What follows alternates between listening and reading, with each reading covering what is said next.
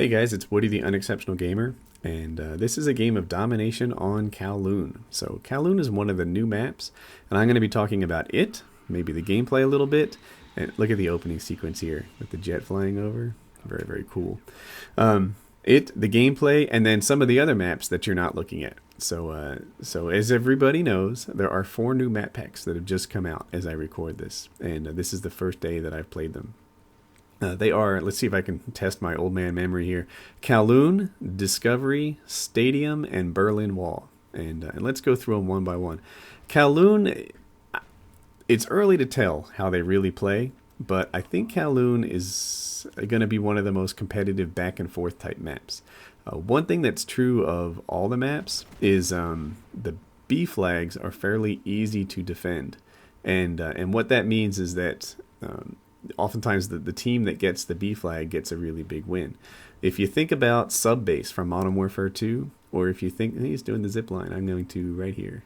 If you think about Sub Base from Modern Warfare 2, if you think about Wet Work from Call of Duty 4, those were maps where B was a lot easier to defend than it was to cap. And this is probably stupid right here, taking a flag when I should have been watching B. But whatever, you know, we'll be fine.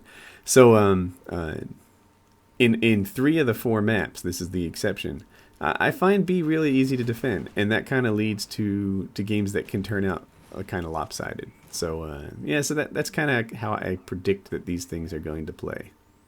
I'm going to help this guy cap a little bit.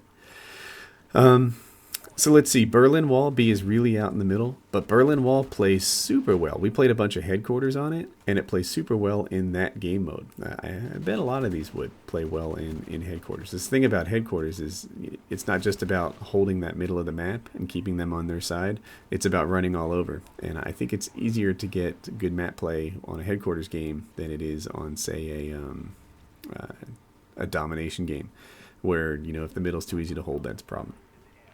In terms of the colors on the map, let's take a step back, actually. It is kind of in vogue to fuss about Black Ops. And 360 kill, baby. It is kind of in vogue to fuss about Black Ops and say that it's not fun, right? People say, oh, Black Ops isn't fun. It's balanced, but it's not fun.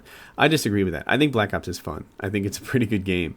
And that, you know, maybe it has fewer of those oh my god moments. Like, I barely survived this. Retreating works in Black Ops. I have fewer of those oh my god, this is incredible moments where I would have with, say, like overpowered kill streaks. But I have a lot less of those gosh darn it, this is absolutely frustrating type moments like I had with Danger Close Noob Tubes. To me, the capital crime in a multiplayer game is dying when it's not your fault. And Black Ops has done a good job of avoiding that. Now back onto the maps and such.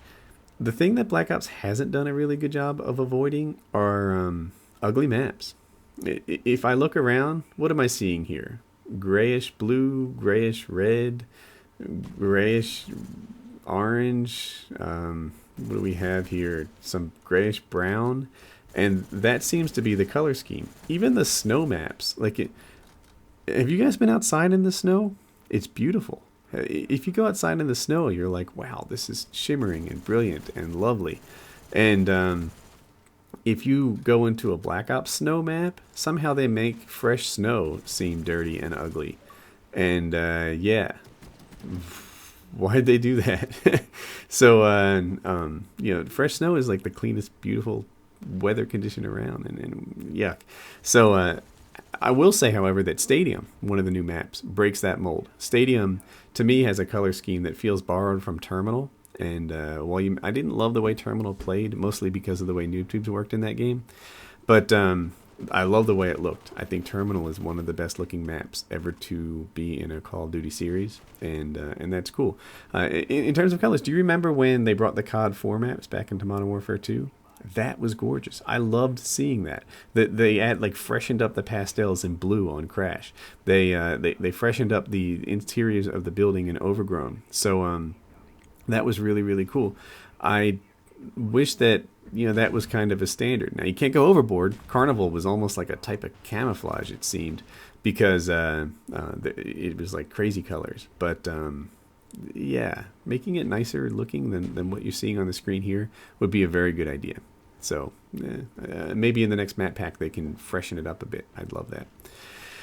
The other thing, so none of the maps are small. There are no Nuketown maps. I would categorize them all as medium to large. You know, they're this, by the way, is what you do: walk in, pre-fire, get it done.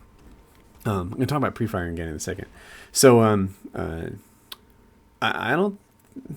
They may be as large as Array in some cases, but none of them are as small as Nuketown. But they don't play really big. Well, one of my frustrations with Array is it feels like I'm spending all my time sprinting. Stadium is actually a pretty good sized map, but it's not like you have really long lines of sight and it takes you a long time to travel from one place to another. There will be places of interest in Stadium that aren't so far away, and you don't have those like 20-second moments where you're just waiting for your character to get somewhere else. So the maps play pretty intensely compared to like an Array, which plays pretty drawn out.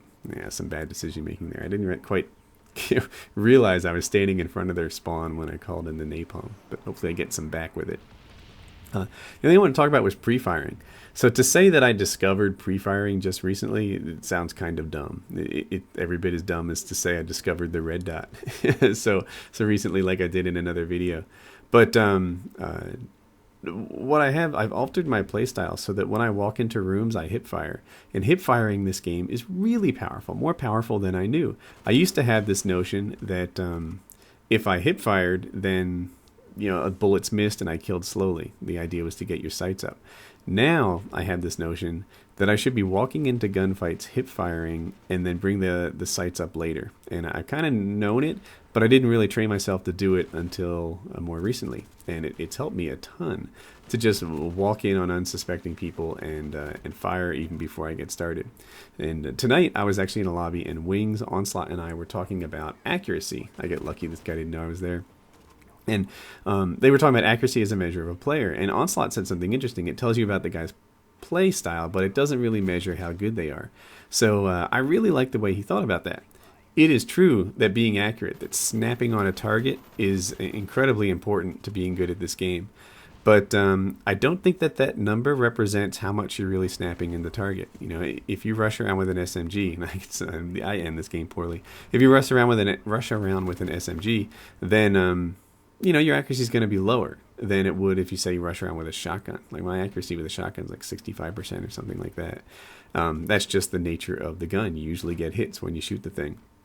And I think for me, ignoring that stat and pre-firing into every situation that I can, shooting like this, just raining down, that didn't work out for me, but oftentimes it does. Shoot your bullets. What a stupid claymore. Shoot your bullets and you'll get kills, and don't worry about your numbers. It's cool. Just let them go. This guy was saved by the bell.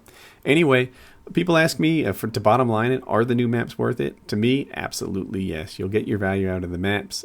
They all play pretty well, and I'm happy to have them, especially for headquarters. That B area being open doesn't have a problem there. So anyway, I hope you enjoyed the commentary.